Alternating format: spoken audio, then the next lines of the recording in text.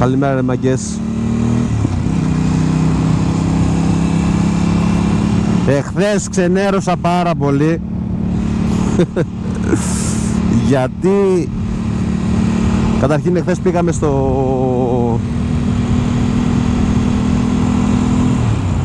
πήγαμε βολταράκι με την ομάδα.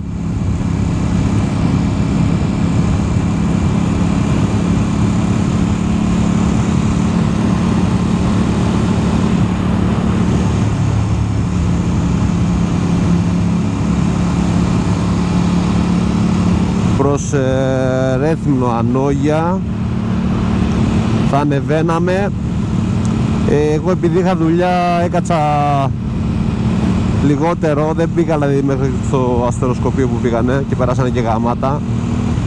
Θα σας δείξω βιντεάκι και φωτογραφίες, θα ανεβάζω σίγουρα από τα παιδιά.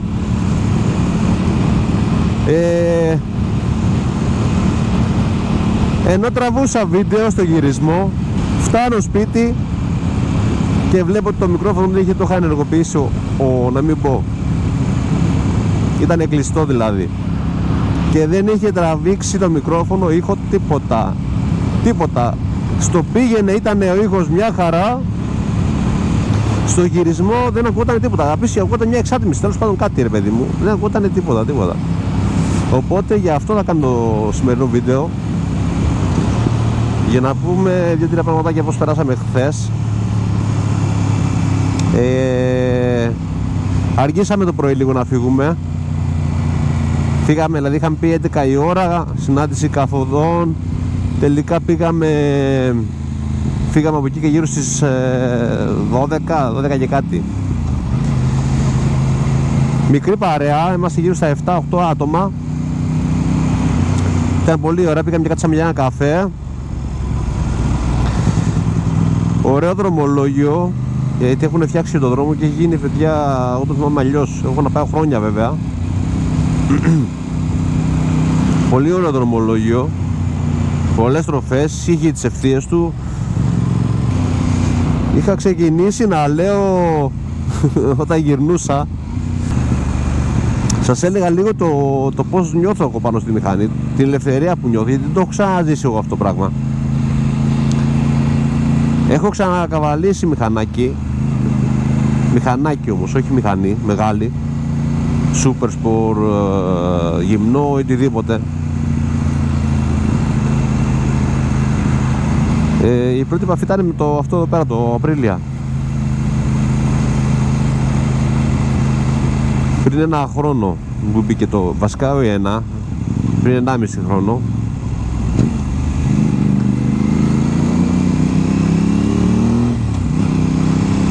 Πριν 1,5 χρόνο μου μπήκε το μικρόβιο ότι θέλω να αγοράσω μηχανή. Μια μέρα σχόλασα, ένα βράδυ σχόλασα και πήγα σπίτι και καθόμουν και έβλεπα, εντάξει όλοι πολύ το κάνουμε νομίζω, να καθόμαστε να σκρολάρουμε στο YouTube και να βλέπουμε βιντεάκια. Εκεί που βλέπω τα βιντεάκια λοιπόν μου πετάει το συγκεκριμένο μοντέλο, το Απρίλια. Έπαθα πλάκα όταν το είδα και λέω ρε παιδιά, τι είναι αυτό, λέω, και καθόμουν και σκάλιζα και έβλεπα για τα Απρίλια. Δεν ήταν μόνο τα Απρίλια, απλά από εκεί ξεκίνησε όλο. Μετά είχα δει και όπως έψαχνα λοιπόν και τα Απρίλια, έβλεπα και τις άλλες μηχανές να δω τον ανταγωνισμό που έχει, τι άλλη κατηγορία υπάρχει. Δεν θα πήγαινα παιδιά σε πιο μεγάλο, σε χιλιάρι, δεν υπήρχε λόγος. Επίσης δεν είχα δίπλωμα, δηλαδή πρώτα ήρθε η μηχανή και μετά έβγαλα το δίπλωμα. Έψαχνα λοιπόν τον ανταγωνισμό, έβλεπα δηλαδή είδα CBR, το 600 το RR, είδα Yamaha, Kawasaki, στα 600 εκεί πέρα, σε αυτή την κατηγορία κοιτούσα. Από Θέμα εξυπηρέτηση που είχα πάει να δω το Honda, παιδιά, ό,τι χειρότερο. Ήταν και αυτός ένας λόγος.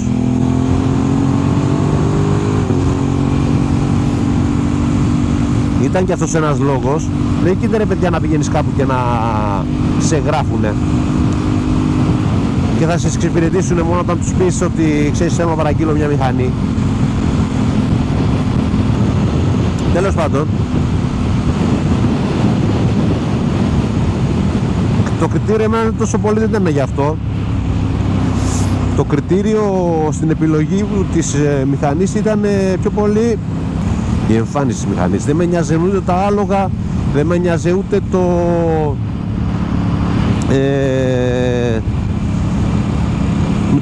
τι τελική έχει, δεν με νοιάζει τίποτα από όλα αυτά. Με νοιάζει η εμφάνιση και το πόσο άνετο είναι.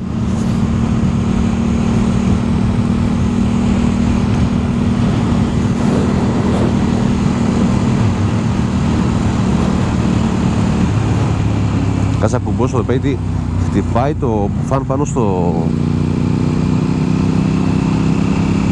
Οπότε μεγάλο ρόλο έπαιζε η εμφάνιση. Δεν έχασα χρόνο. Και μετά από μερικές μέρες πήγα και το είδα από κοντά το Απρίλια. Ευτυχώς στην Piaggio είχαν το RS το 660, τη βασική έκδοση, γιατί εγώ αυτό που πήρα ήταν η πιο πλούσια. Δεν άξιζε να πας στη βασική έκδοση με αυτά τα παραπάνω που έχει, αλλά θα τα πούμε αυτά σε ένα άλλο βίντεο. Θα σας κάνω μια έτσι αναλυτική περιγραφή πάνω στο μηχανάκι, τι έχει και τι δεν έχει. Βασικά τι έχει.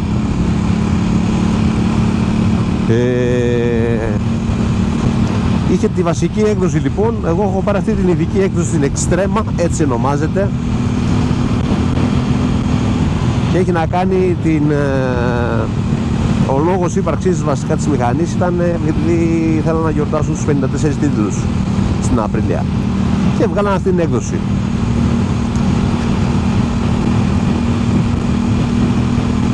Έβγαινε σε δύο χρωματισμούς, αν θυμάμαι, σε κίτρινο και ένα μοβ με κόκκινες λεπτομέρειες, το Lava Red, έτσι το ονομάζει. Δεν θυμάμαι αν έβγαζε και άλλη έκδοση, άλλο χρώμα, το η άλλη έκδοση. Και η τρίτη ήταν η δικιά μου, η οποία στην τιμή ήταν περίπου 2.000. Η διαφορά του στην τιμή, έτσι. Και θα πεις, όπα ρε φίλε, τι συμβαίνει εδώ, αυτή έχει 11 και άλλη έχει 13,5, ας πούμε, 13. Τέλος πάντων, είδα ότι αυτά που είχε τα παραπάνω δεν με συνέφερε να πάω στη βασική. Επίσης ήταν πιο ωραία, ήταν παιδιά μούναρος η Extrema, είναι μούναρος, δεν έχει καμιά σχέση με τις άλλες. Κατέληξε σε αυτή. Στις άλλες που είχα δει δεν μου έκανε κάτι εντύπωση. Δηλαδή το Honda, το CPR, το 600, το RR ήταν πανέμορφο και αυτό. Δεν μ' άρεσε τόσο η μούρη όσο ο κόλλος που έβγαινε η εξάτμιση από εκεί πέρα. Μ' άρεσε η εξάτμιση πάρα πολύ που έβγαινε από εκεί πέρα, από τον πίσω, από τον κόλλο, ξέρεις, από κάτω τη τσέλα. Kawasaki, εντάξει, Kawasaki τώρα θεωρώ ότι ή θα σου αρέσει ή δεν θα σου αρέσει καθόλου. Δεν είμαι Kawasaki. Όσοι έχουν Kawasaki ευχαριστημένοι, δεν είμαι για Kawasaki εγώ. Δηλαδή δεν το βλέπω πάνω μου, δεν το βλέπω να κάθεται καλά το Kawasaki. Η Yamaha μ' άρεσε το Ro 6, αλλά βγαίνει μόνο για πίστα, δηλαδή δεν βγάζει πινακίδες, οπότε δεν υπάρχει λόγος να το συζητάμε. Ωραίο το Ro 6, αλλά μόνο για πίστα. Ποιο άλλο ήτανε, καλά από CF Moto και για τώρα δεν κοιτάμε καν.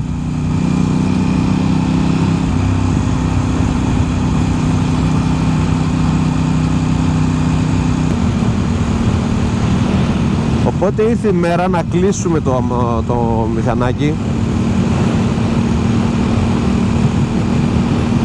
Πήγα λοιπόν στην αντιπροσωπεία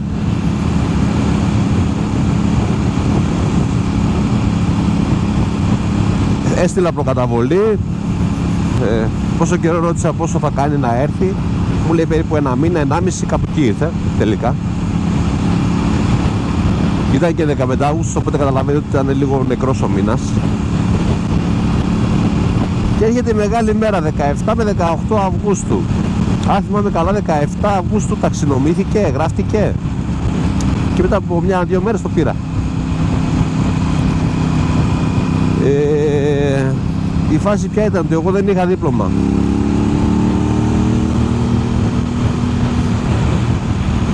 Μηχανή δεν είχα ξανακαβαλήσει τέτοιου είδους, οπότε κάποιος έπρεπε να πάει να την πάρει. Εντάξει, θα τα κατάφερνα αν την έπαιρνα.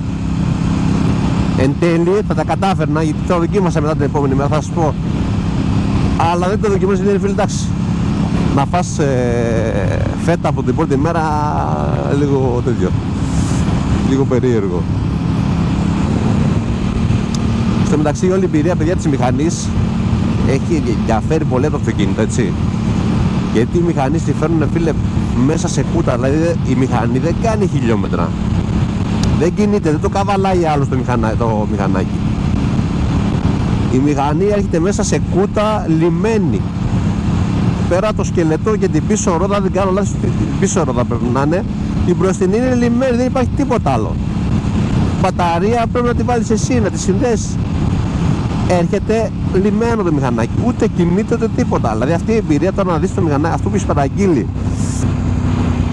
έτσι από την αρχή να στο στείνουνε, είναι όλα τα λεφτά, παιδιά. Το αμάξι τώρα είναι διαφορετικό. Το γνωρίζω, γιατί και εγώ πολιτής είμαι στην Nissan, οπότε ξέρω πως είναι όταν παραλαμβάνεις ένα αμάξι με ένα μηχανάκι, διαφορά τους. Εντάξει, το αμάξι είναι τεράστιο, ρε παιδιά, δεν πρέπει να μπει σε κουτά.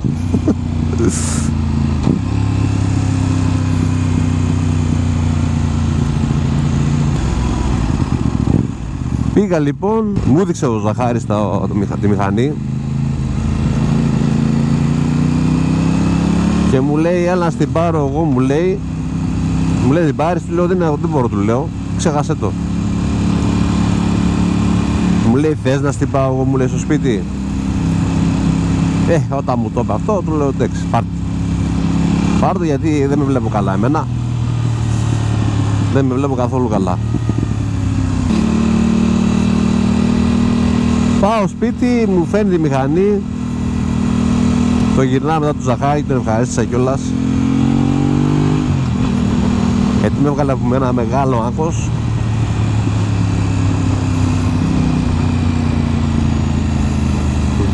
Και την επόμενη μετά δούλευε το πρωί. Εγώ κλασικά το βράδυ δεν κοιμήθηκα. Και πολύ πρίζω να το φίλο μου το Σταύρο, δεν φωτογραφίες. Του λέω αύριο, του λέω δεν φεύγω, του λέω εγώ στη μηχανή από εδώ, θα φύγουμε μαζί, του λέω το πρωί. Και όντως, παιδιά, την επόμενη μέρα το πρωί, εγώ ντούρασε, έτσι. Δεν είχε ξαναγυρίσει, είχα πιει 105.000 καφέδες. Τον πήρα, ήρθε το πρωί ο Σταύρος από εκεί πέρα, το είπα το βραδύς ότι εγώ χωρίς μηχανή δεν πάω στη δουλειά. Ήρθε, μου έφερε κράνο και δεν είχα και κράνο, δεν είχα τίποτα. Κούρα κάτι γάτια.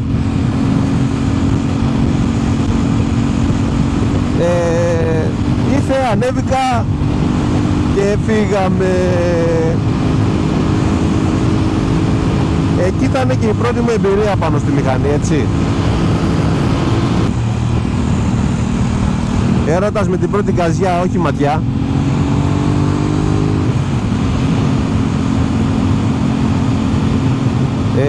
Λίγο επικίνδυνο αυτό που έκανα, βέβαια, να παίρνω τη μηχανή χωρίς δίπλωμα.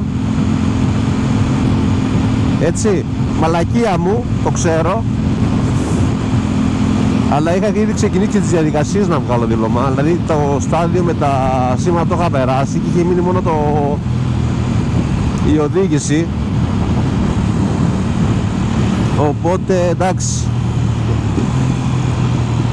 δεν άργησε να έρθει. Και αυτό μετά από κάνα 1,5 μήνα νομίζω τελείωσε και το θέμα του διπλώματος. Έκανα βέβαια και μια μαλαγία στο δίπλωμα όταν έδινα οδήγηση. Εγώ είχα άγχος πιο πολύ σε αυτό που σε βάζουνε μωρέ και πηγαίνει σιγά σιγά και πρέπει να κάνεις περίπου 10-12 δευτερόλεπτα. Δεν πρέπει να πατήσεις τη γραμμή. Είναι μια ευθεία.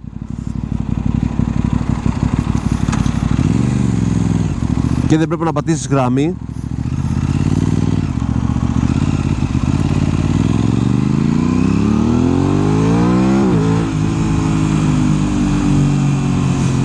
Εκεί είχα το άγχος. Εκεί είχα το άγχος, το μεγάλο άγχος. Γιατί δεν το έβγαζα και καλά. Το έβγαζα τσίμα τσίμα.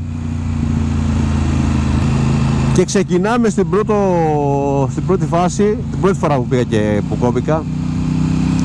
Ξεκινάμε την επιτάχυνση με το φρενάρισμα, κάνω πώς το λένε, το αργό. Και εκεί που κάνω το αργό και το περνάω, λέω μαλάκα Λευτέρη, πέρασες. Χάρηκα, ξέρεις, μου φύγε μεγάλη, το άγχος όλο εκεί πέρα ήταν. Και μπαίνω στο τέτοιο για να κάνω το zigzag, που ήταν το πιο εύκολο για μένα. Και παιδιά, επειδή είχα χαρεί τόσο πολύ, μπήκα στην πρώτη στροφή λάθος, στο πρώτο κόνο δηλαδή μπήκα λάθος. Μετά ο δεύτερος αναγκαστικά σε βγάζει και ακόμα πιο λάθος.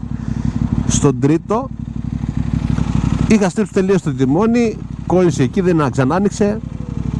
Πάτησα πόδια κάτω, τελείωσε, κόπηκα. Είχα νευριάσει πάρα πολύ με τον εαυτό μου βέβαια εκεί πέρα, έτσι.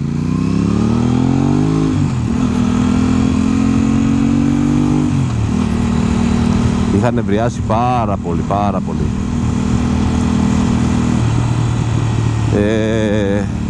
Παρόλα αυτά,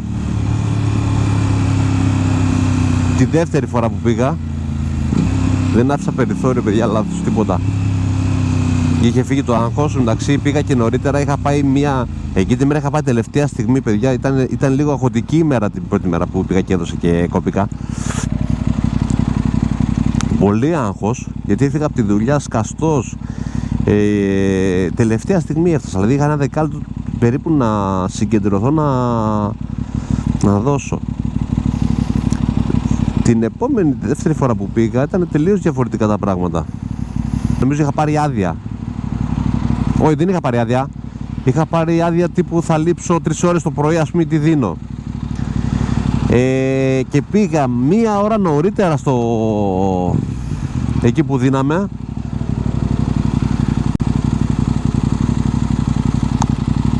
Είχα αράξει, είχα πάρει καφέ, ήμουνα προετοιμασμένος στο full.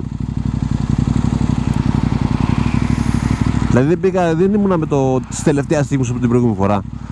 Ήμουνα πιο χαλαρός μετά. Έκατσα 1 ώρα εκεί πέρα. Το οδήγησα στο μυαλό μου την πίστα εκεί πέρα.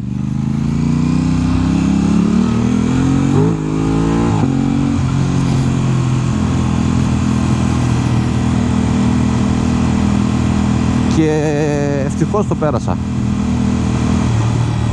Όλα καλά.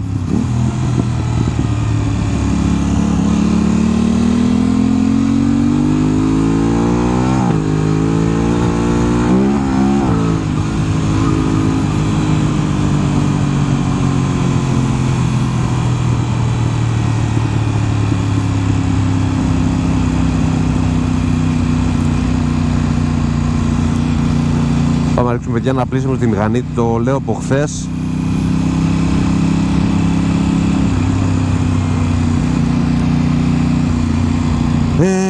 Παιδιά, αυτά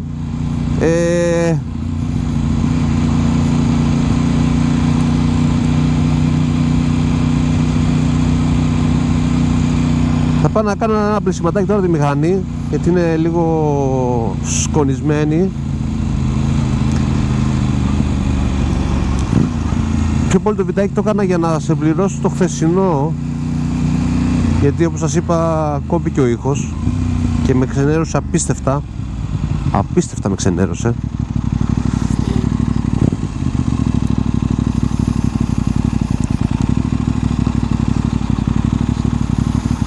Κάτσουμε εδώ στον ίσιο.